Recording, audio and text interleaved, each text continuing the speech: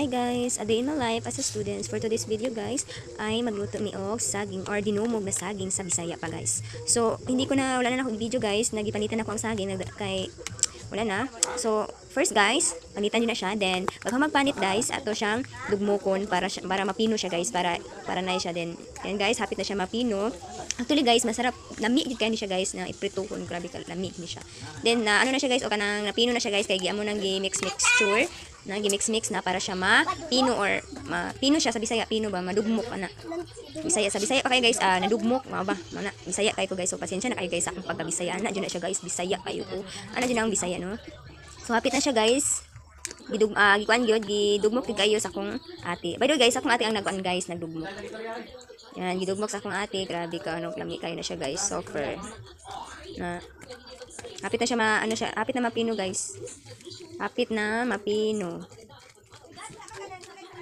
Ato dyan na siyang tarungon upino para ma-nice siya pag kung mabutang na to ang harina.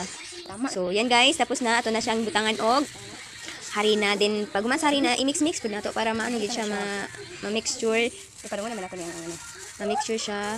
Guys, ako pa gidungagan pa og kanang harina kay murag kulang man siya no. So ato nang dungagan din yan, mix para maano siya. Ako naman para magkapay. Ano gid siya sa saging, ma-mix gid siya sa saging. Kailangan na to i-siyang i-mix para ma-kuan siya sa buo na. Basta guys, basta kayo na mag-intindi diyan kay nahirapan ako mag-Tagalog or mag-Bisaya guys. Mix tan. So kailangan pa nato na siya. Sige girl, banat ka. Yan, hapit na siya ano siya guys, hapit na siya mag-mix. Hapit na siya mag-ano. Yan. Kana guys, kaya tapos hapit na gid guys. Ano na siya guys, kunting push na gid guys. Oh, yan tapos na siya guys, ready to cook na. Then kailangan nato mantika, then ito na ready to cook, then magpainit sa taog kanang balaha. Painitan nato sa guys para dili siya pagbutang sa mantika, so para di siya mapilit. So, yan magbutang na taog mantika, dalawang mantika. By the way guys, tagtan na dili mural ay na barato lang kayo ang mga ingredients sa mantika ra, harina lang, wala na. Makakaon na ka og barato lang. Yan, nainit na siya guys. Pag nainit na mantika, nakalunod na taog mantika, so butang na nato ang saging with harina na dinumog or tinatawag na sa Bisaya dinumog na saging. Kamo na balak kung say tawag sa inyo ha guys, basta sa mga dinumog na saging. Other words, daga ba siyang other words, pero sa mga is dinumog na saging. Lami kay ni siya guys, super lami. Yan, luto na siya, gibali na sa kong ate, balihon na. Yan, gibali na siya kay para dili siya ma-over siya, para di masunog. Pero lami na siya guys.